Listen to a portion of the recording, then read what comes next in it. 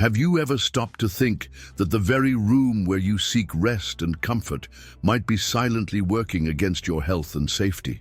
For elderly individuals, the bedroom is more than just a place to sleep. It's a sanctuary, a space of healing, a haven of peace. But what if that same space is unknowingly filled with hidden dangers? What if small, everyday objects are increasing your risk of falls, disrupting your sleep, or slowly draining your energy?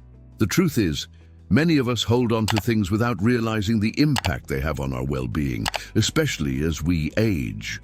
Your environment plays a crucial role in how you feel, physically, emotionally, and spiritually. And the bedroom, where we spend nearly a third of our lives, must be treated with intention. It should promote relaxation, not tension. It should offer safety, not risk. But for many elderly people, the bedroom becomes a storage space of memories, outdated habits, and overlooked hazards that quietly accumulate over the years. Maybe you've kept that extra chair in the corner because it belonged to someone special. Maybe you still have rugs that were fashionable decades ago, but now pose a serious fall risk. Maybe your lighting is the same as it was 20 years ago, even though your eyesight and nightly routine have completely changed. The sentimental value of objects can be powerful, but when safety and comfort are at stake, it's time to evaluate what truly serves your present life. This is not just about cleaning up.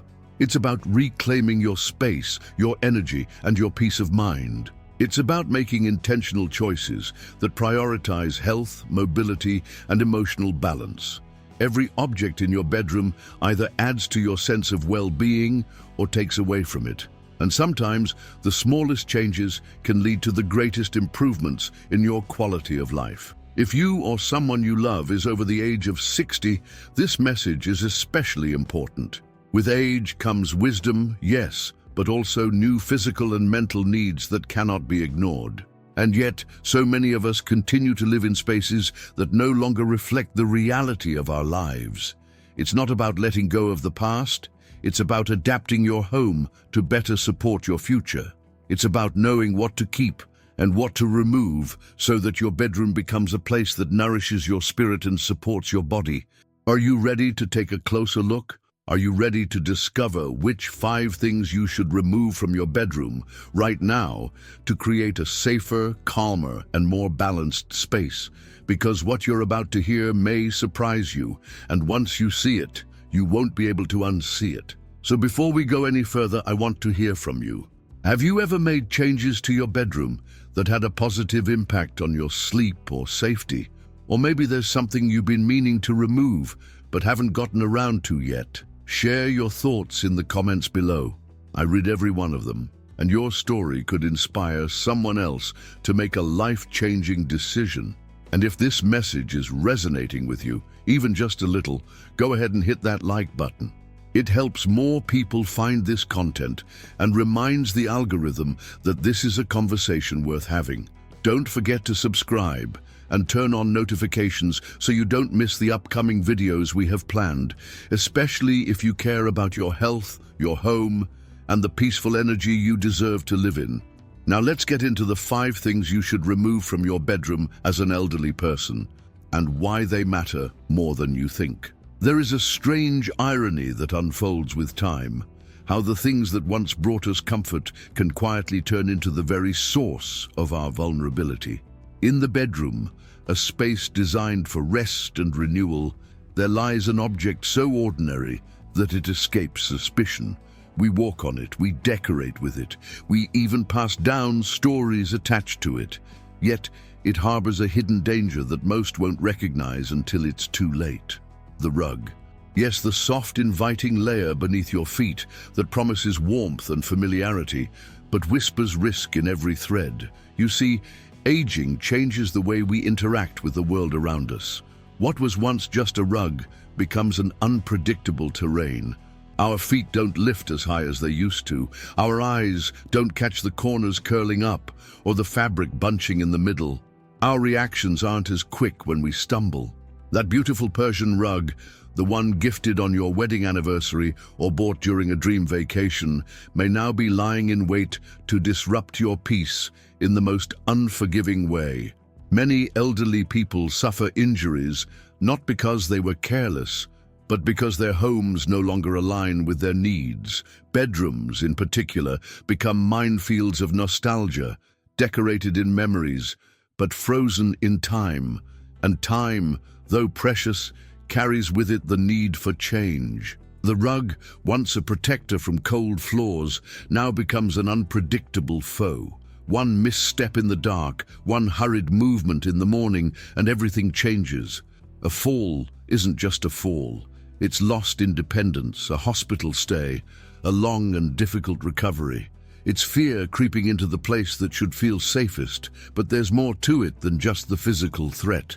Energy, too, collects in these overlooked items. That rug has absorbed years of emotions, foot traffic, tension, sickness, joy, and sorrow. Objects hold energy, and stagnant objects hold stagnant energy. Have you ever walked into a room and felt something was off, without knowing why? It could be what's lying beneath you. When the space beneath your feet feels heavy, it impacts your sleep, your thoughts, your mood. You may think it's just part of getting older. But what if it's the environment whispering that something needs to be released? Letting go of a rug is not about losing a piece of your life. It's about choosing to protect it. It's about adapting your surroundings to honor where you are now, not where you once were. It's an act of clarity, of self-respect, of forward movement. The past lives in your memories, not in the floor beneath your bed. Now I want to hear from you. Have you ever felt that something in your bedroom was no longer serving you, but you hesitated to remove it? Have you tripped over a rug or avoided walking across it in the dark? Share your story in the comments below, and if this message resonated with you, write the word "release" to let me know you're ready to take the first step. It's strange how slowly the room changes around us. One day it feels open, light, breathable. Then, without realizing it, the space begins to shrink. Not physically, of course, but in sensation. What used to be a calming atmosphere begins to feel crowded. What used to be freedom now feels like an obstacle course. You add one chair, a side table, a small bookshelf, a standing lamp, maybe a few storage boxes you were just going to keep there for a while. And suddenly, your bedroom is no longer a sanctuary, it becomes a maze. For elderly individuals, this slow invasion of furniture and decor can be dangerous in ways most people don't talk about. Because it's not just about aesthetics. It's about flow, movement, safety, confidence. When there's too much in a room, the mind begins to feel cluttered.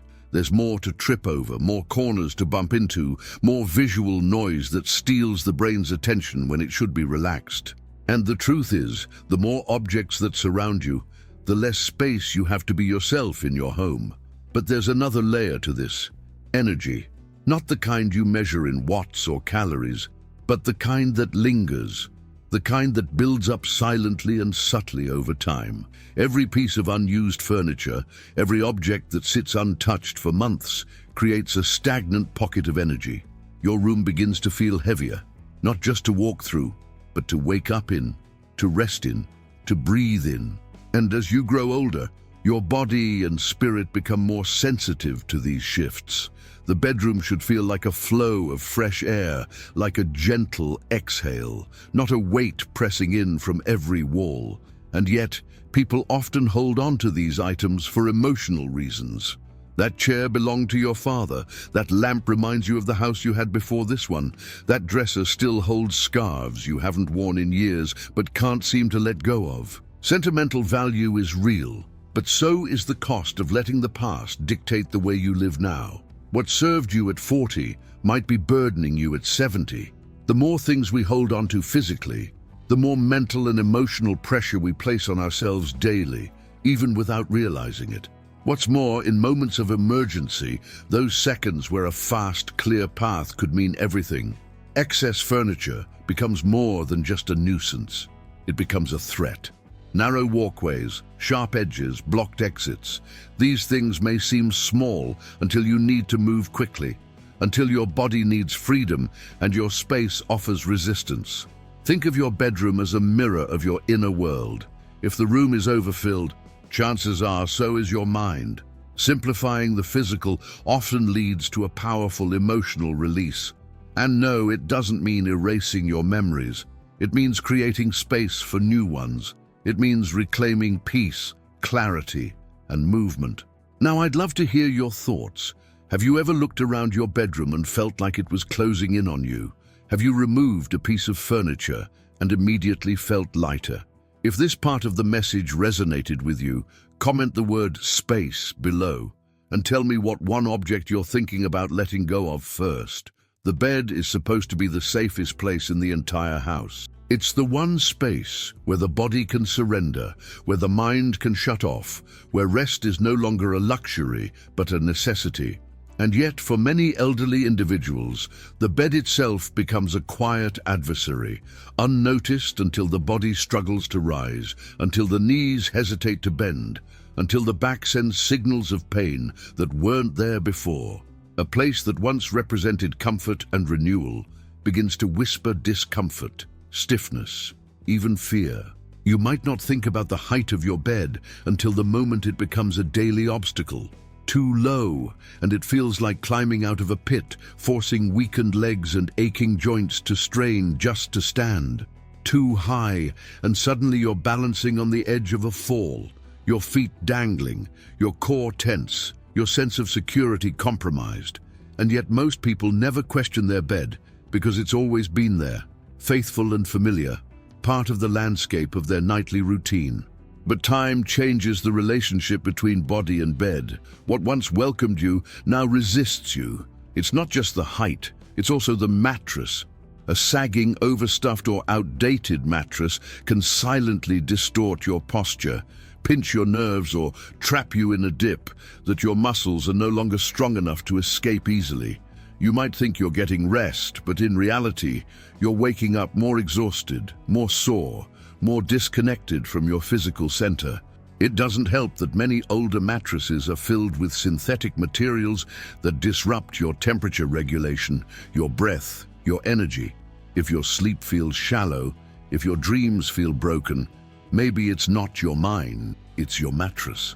There's also a deeper layer to this. The bed as an object holds the energy of everything that happens on and around it. If you've spent years sleeping on the same surface through good times and bad, that mattress has absorbed more than just pressure. It has held illness, loneliness, stress, even grief. And without realizing it, you return to it each night not just for sleep, but to lie in the emotional residue of your past. The body may try to rest, but the spirit stirs. People often avoid changing their beds because it feels excessive or unnecessary. It doesn't seem like a priority compared to medical bills, home repairs, or helping family. But think about this. If your body doesn't rest well, nothing else functions as it should. Decision-making becomes cloudy. Emotions become unstable. Healing slows.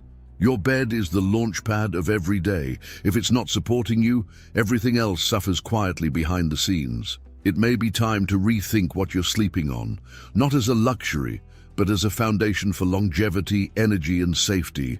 A place that holds you, lifts you, and allows you to wake up feeling aligned with your age, not in pain from resisting it. Tell me in the comments, have you noticed changes in the way your body responds to your bed? Have you ever considered adjusting the height or replacing the mattress?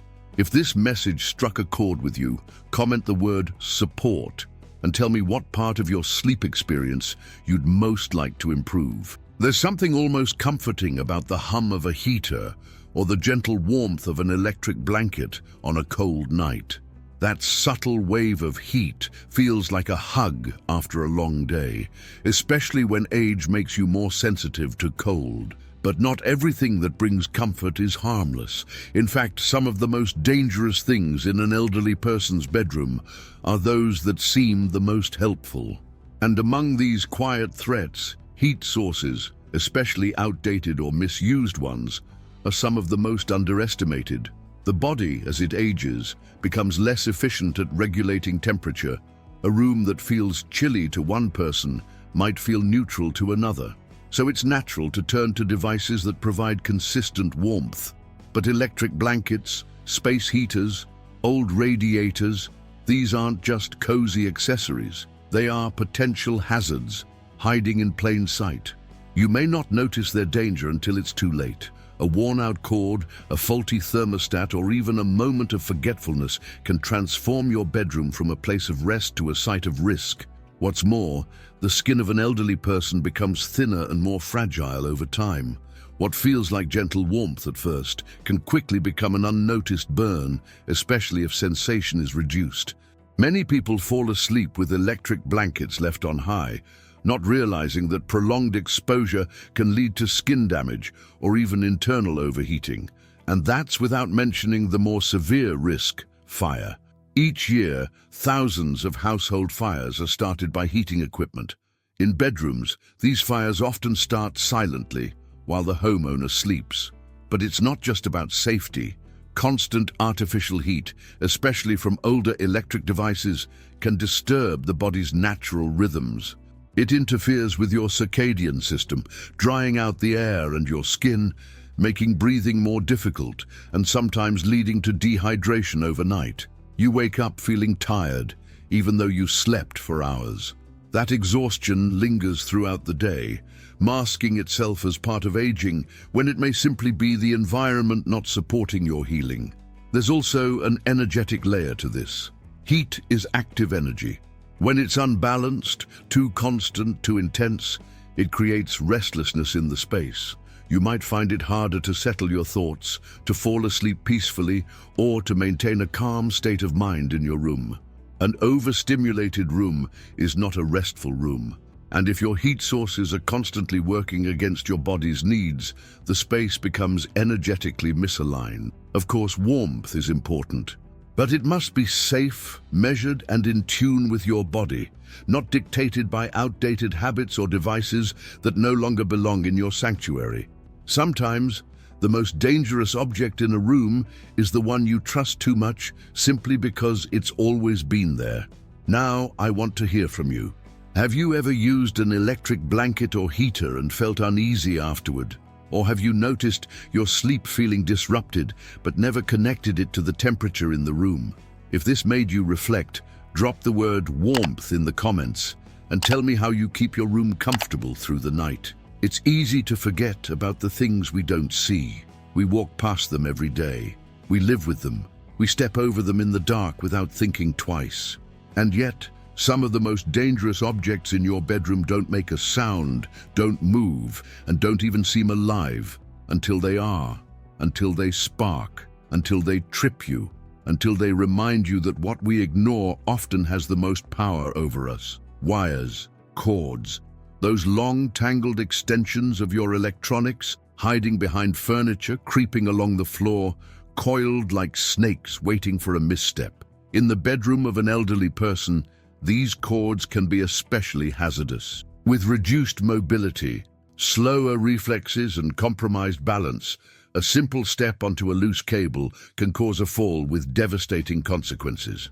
And unlike other risks, wires don't usually give you warning. They don't look dangerous. They don't smell, creak, or shift on their own. They just exist until your foot catches one and suddenly the world tilts.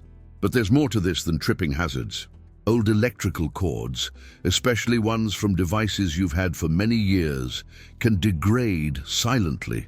Their insulation wears down, their connections loosen, and the very current they carry becomes unstable.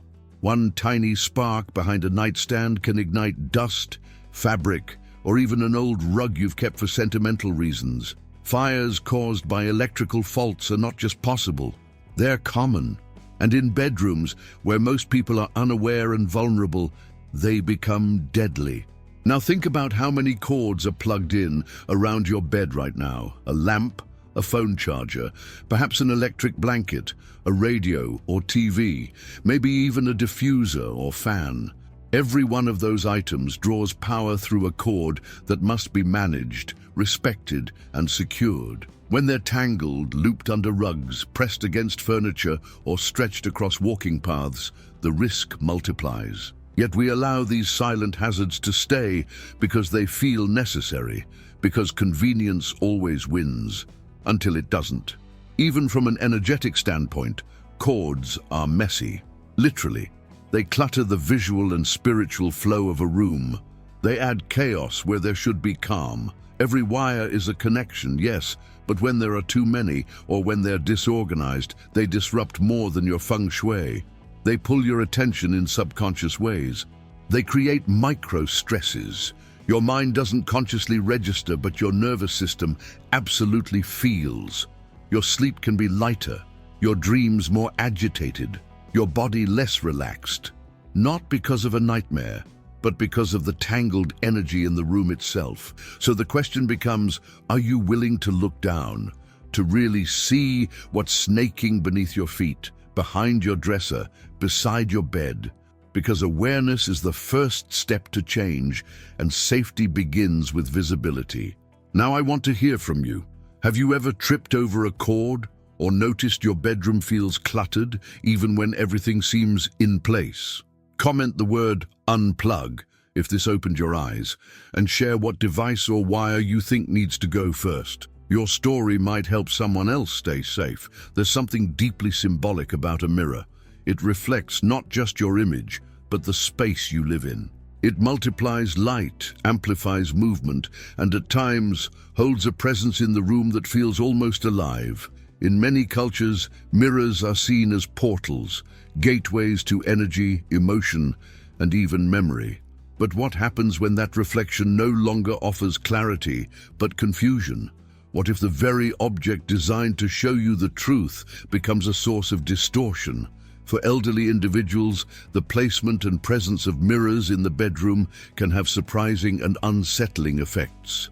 As vision weakens and perception shifts with age, reflections become less precise, less predictable.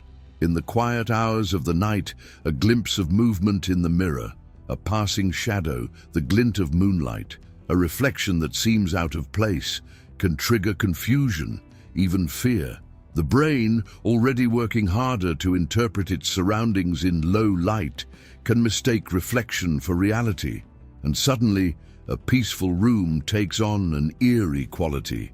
Many people place large mirrors across from their beds or near doorways without considering the energetic consequences. A mirror facing the bed doesn't just reflect your image, it reflects your energy while you sleep. And in moments of rest, when the body is most vulnerable and the mind most open, that constant reflection can disrupt the depth of your sleep. Your subconscious doesn't fully settle when it senses movement or light being bounced back at you, even if your eyes are closed. It's like your energy is being watched, mirrored, repeated, when what it needs is stillness. There's also an emotional aspect. Mirrors can trap memory. If a mirror has been in your home through moments of grief, illness, loneliness, it may hold on to those energies more than you realize. Have you ever walked past a mirror and felt something shift, even subtly, like a tension, a pause, an emotion you couldn't name? That's not just imagination. Our environments speak to us in quiet, constant ways. And mirrors, with their unique ability to reflect both the physical and energetic realms, often speak the loudest when they are most ignored. The challenge is that most people don't think of mirrors as dangerous or disruptive. They're decorative, functional, often beautiful. But in the sacred space of your bedroom, beauty must also serve peace.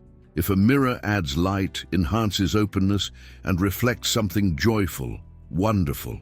But if it reflects clutter or darkness, or a bed soaked in tension and restless thoughts, it may be reinforcing exactly what you're trying to escape. As with everything in your environment, awareness is key. You don't need to fear mirrors, but you must understand their role, their placement, their presence, their purpose. Because in a room meant for healing, not every reflection is welcome. Now it's your turn. Have you ever woken up at night and felt unsettled by something you saw or thought you saw in the mirror? Do you have mirrors in your room that feel more draining than helpful? Share your story in the comments and write the word reflection if this part resonated with something deep inside you. The surface you lie on every night knows more about you than you might expect. It has carried the weight of your body through seasons of joy and sickness, through restless turning and peaceful stillness. It has listened to your breath, held you in grief, and welcomed your weariness. But not all comfort is eternal. Not all memories should remain imprinted. And sometimes what once embraced you becomes the very thing that drains you, quietly, slowly, without warning. That's the paradox of an old mattress. Many people keep their mattresses far longer than they should. It becomes familiar, molded to your body, shaped by your movements over the years. But familiarity can be deceptive. Over time, the structure weakens, support disappears, and what was once a source of rest becomes a source of resistance. The spine no longer aligns, the hips sink too deeply, the shoulders press unevenly. You wake up not restored but tired, stiff, aching in places that used to feel strong. And yet because change feels inconvenient or sentimental attachment runs deep, the mattress remains. But your body is not the only thing affected. Your energy, subtle but powerful, interacts with everything you touch, especially for prolonged periods. A mattress absorbs more than weight. It absorbs emotional residue. It stores the echoes of sleepless nights, arguments whispered into the dark, tears shed in silence, and moments of loneliness no one else ever saw. All of that, resting beneath you each night, seeps back into your energetic field. If your dreams feel heavy, if your mood feels strangely off, or if your spirit wakes up tired before your feet hit the ground, the answer might not be in your mind, but in what's beneath your back. There's also a connection between environment and identity. As you age, your needs evolve. What worked at 50 might not serve you at 70.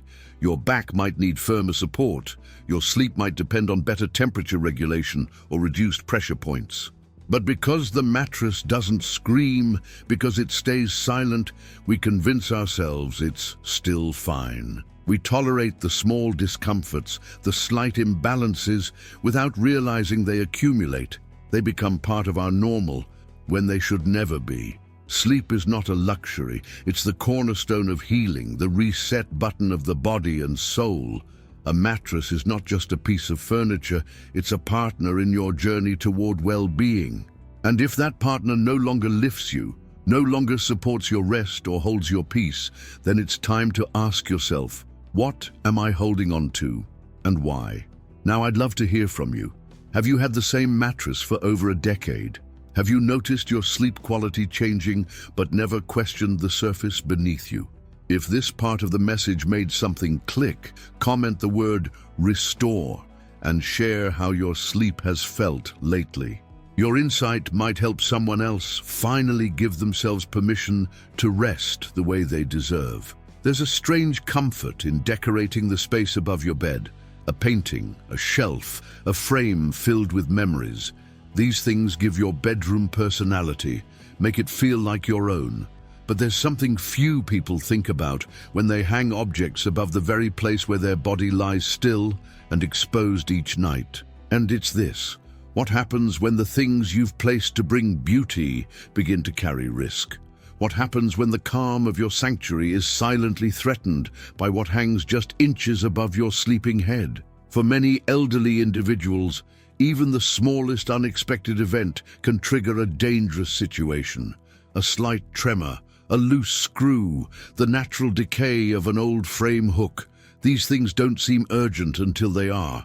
A heavy picture falling in the night, a shelf giving way after years of unnoticed wear, or even a decorative item becoming unstable during cleaning can quickly transform the safety of your bedroom into something fragile. And yet, because these items are above eye level, they often go unchecked. We trust them to stay in place, even as gravity and time slowly erode that illusion. There's also a psychological effect most people don't talk about. When you lie beneath a shelf filled with books, vases, or framed glass, your body may be still, but your mind is never fully at peace. There is always a part of you that knows, on some level, that something heavy rests above you. That awareness may be subtle, but it can interfere with your sense of deep rest, of full surrender. Sleep requires vulnerability, and vulnerability requires trust in your surroundings. If the space above your head carries even a whisper of risk, that trust becomes harder to access. And then there's the energy of objects. Once again, Anything placed above your head in a place of sleep takes on symbolic significance. It represents thoughts, pressures, memories that hover in your subconscious. If those objects are linked to stressful times, to relationships that left emotional residue, or even to periods of your life you've already moved on from, then the energy they carry doesn't stay locked in the object. It trickles down, night after night.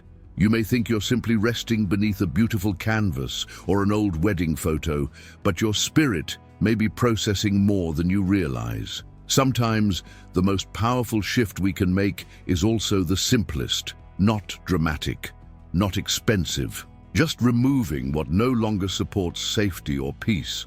The goal is not emptiness, but freedom. Freedom from unnecessary risks, freedom from unconscious tension, freedom from carrying the past where you're meant to recharge for the future. Now let's bring this into conversation. Do you have anything hanging above your bed right now? Have you ever woken in the middle of the night and questioned whether it was still secure? If this message stirred something in you, type the word "safe" in the comments and let me know what object you're reconsidering removing from above your resting place. Light is one of the most underestimated forces in our environment. We notice it when it's absent, complain when it flickers, adjust it when it feels too cold or too harsh, but rarely do we question the long-term effects of the lighting we live under. And in the bedroom, where we are supposed to find stillness, the wrong light can do more than simply strain the eyes.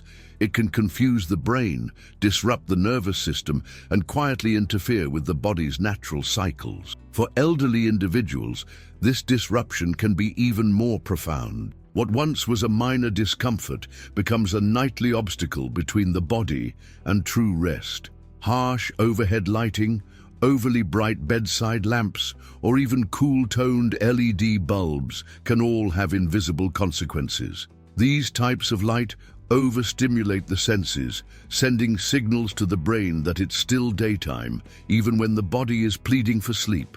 The result? The release of melatonin, the hormone that prepares you for deep rest, is delayed or suppressed. You lie in bed tired but unable to fall asleep, your mind restless, your heart not quite settled, and often you don't make the connection to the environment, blaming stress, age, or just bad sleep as an unavoidable part of life. But light also affects mobility. For older adults who may wake during the night to use the bathroom or get a drink of water, poor lighting, or the wrong kind of lighting, becomes a hidden danger. Some bedrooms are lit too brightly, shocking the eyes and disorienting the senses when suddenly turned on at 3 a.m. Others are lit too dimly, creating shadows that play tricks on the vision and increase the risk of falls or bumping into unseen objects. This small but crucial detail can completely change how safe or unsafe a bedroom feels. There is also a spiritual quality to light. Light is not just illumination. It carries tone, vibration, and emotion. Think about how you feel under fluorescent lighting in a hospital or a waiting room.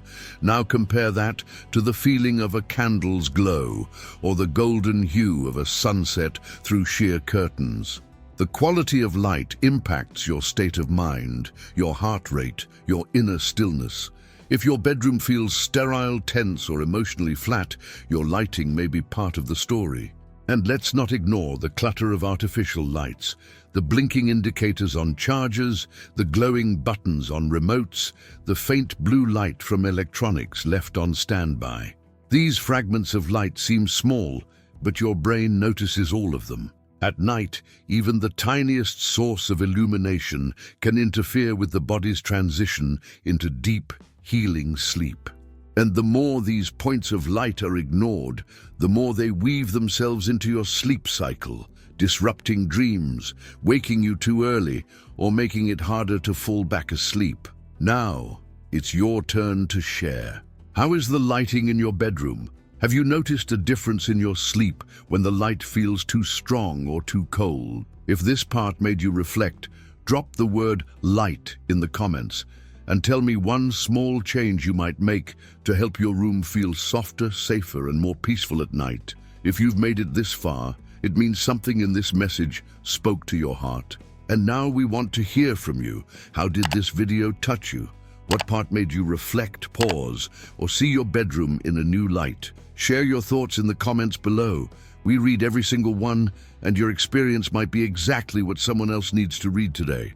Don't forget to subscribe to the channel so you never miss out on more life-changing content like this. Leave a like if this video added value to your life and helped you see things differently. And of course, the next powerful video is already waiting for you on the end screen. Just click and continue this journey of awareness, healing, and transformation.